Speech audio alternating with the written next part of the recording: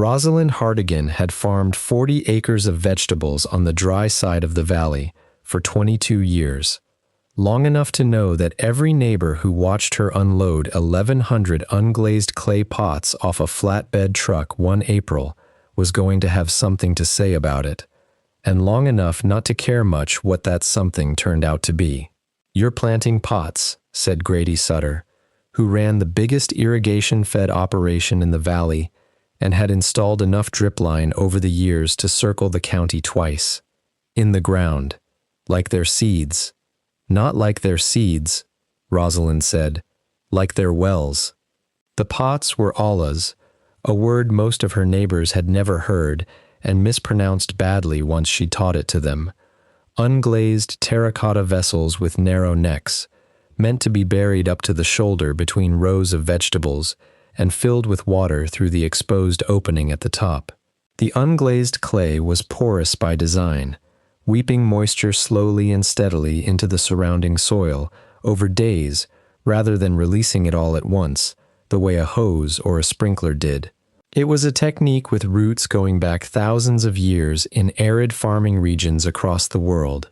Largely abandoned in modern American agriculture, once cheap drip irrigation and center pivot sprinklers made it look, by comparison, primitive and inefficient. Rosalind had come across it almost by accident, reading an old agricultural extension bulletin from the 1970s while researching ways to cut her water bill, which had climbed steadily for a decade as the valley's aquifer dropped and the water district's rates climbed to match. She'd expected, when she first read about ollas, to find the same story she found with most old techniques people had stopped using, that it had been abandoned because it simply didn't work as well as what replaced it. What she found instead, reading further into more recent research out of a handful of university horticulture departments that had never entirely lost interest in the method, was more complicated than that. Drip irrigation and sprinklers were more efficient at getting water into a field quickly and in a precisely controlled volume, which mattered enormously for large-scale row crop operations, working thousands of acres on a schedule. But ollas did something drip lines didn't. They responded to the plant's own need rather than a timer. As a plant's roots drew moisture out of the soil immediately around a buried olla, the pressure differential across the porous clay wall increased, and the pot released water faster to compensate. When the soil around it was already moist, from rain or from the plant simply not needing as much, the olla released almost nothing, sitting nearly dormant until the soil dried out enough to demand more. It was, in effect, an irrigation system that measured its own output using the same physics that made unglazed clay flower pots always feel slightly damp and cool to the touch.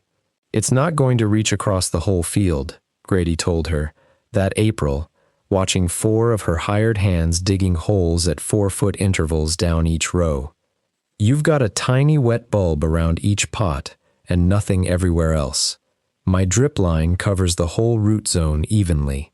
"That's just physics. Physics is exactly what I'm counting on," Rosalind said, and kept walking her rows. She'd chosen her first year carefully, testing the system on 6 acres of tomatoes and peppers rather than converting the whole operation at once, in case Grady's skepticism turned out to be right. She buried the pots by hand that spring, filled them by hose once a week rather than the daily irrigation cycle her drip lines demanded on the rest of the farm, and then did the thing that took the most discipline of the whole experiment. She left them alone and didn't fuss over them the way she fussed over everything else. The valley had gone through dry summers before, and Rosalind's 6 acres of olla-irrigated tomatoes came through that first season looking, by August, about the same as her drip-irrigated acreage elsewhere on the farm. Respectable, not remarkable, enough to make Grady's skepticism seem reasonably well-founded, and enough to make Rosalind wonder, privately, whether she'd just spent a considerable sum of money proving her cousin's instinct right instead of her own. What changed her mind enough to keep expanding the olla acreage over the next 3 years wasn't the yield numbers in an ordinary season. It was the soil itself, when she got down and dug into it. The ground around each buried pot, unlike the ground under her drip lines, stayed at a steady, moderate moisture level day after day, rather than swinging between the saturated conditions right after an irrigation cycle and the noticeably drier conditions in the day or two before the next one. Plant roots, she'd read and then confirmed for herself with a shovel, tended to concentrate more densely around that steady moisture source than around the more erratic wet-dry cycle of scheduled drip irrigation, building a denser, more resilient root structure over a season instead of chasing moisture in short bursts. By her 4th year with the system, she'd expanded ollas to 18 acres, tomatoes, peppers, squash, and a stretch of melons that had always struggled on her farm, no matter what irrigation schedule she tried.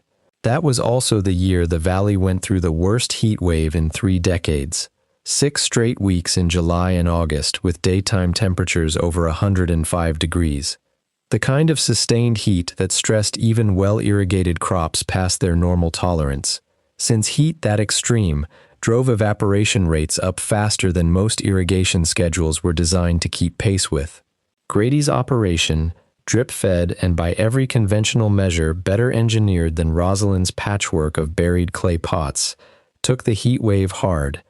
His drip lines delivered water on schedule, exactly as designed, but the soil dried out so fast between cycles in that kind of heat that his plants spent long stretches of each day drawing down reserves faster than the next scheduled irrigation could replenish them.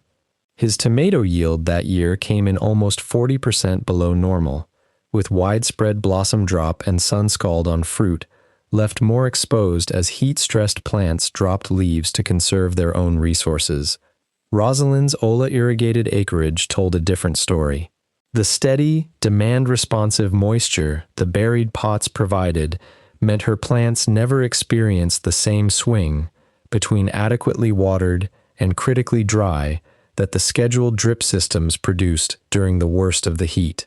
Her root systems, already denser and more established from years of steady moisture, drew on reserves that simply held up better through 6 straight weeks of extreme heat. Her tomato yield that year came in only slightly below a normal season, and her melons, the crop that had always struggled on her farm regardless of irrigation method, had, for the first time in her 22 years of farming, their best year on record. "I'm not going to tell you drip irrigation is wrong," Rosalind told Grady that September, standing at the edge of the field where her olla-fed tomato rows, still green and productive, bordered his heat-stressed acreage, brown and thin at the edges, from 6 weeks of stress the schedule hadn't accounted for.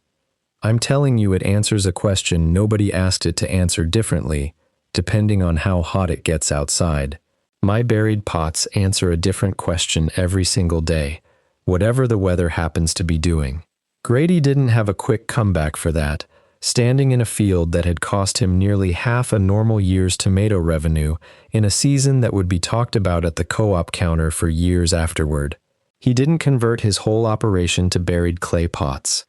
The labor cost of individually placing and filling that many vessels across a large-scale operation was a real barrier that Rosalind herself acknowledged limited how far the method could scale. But he did quietly ask her, the following spring, whether she'd be willing to help him set up a section of his own most heat-vulnerable acreage the same way.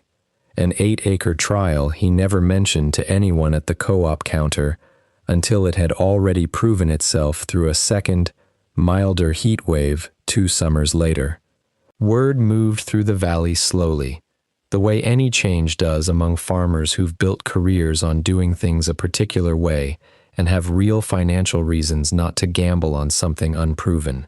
But over the following decade, a scattering of smaller operations across the valley, the ones growing high-value crops on acreage small enough that the extra labor of buried ollas made economic sense, began adopting some version of what Rosalind had started with, 1,100 unglazed pots, and a stubborn refusal to care what Grady thought about it.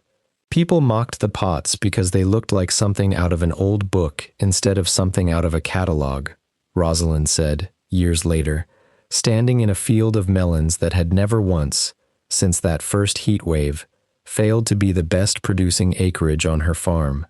But water's been finding its way through clay walls a lot longer than it's been finding its way through plastic tubing. I just decided to let it keep doing what it already knew how to do.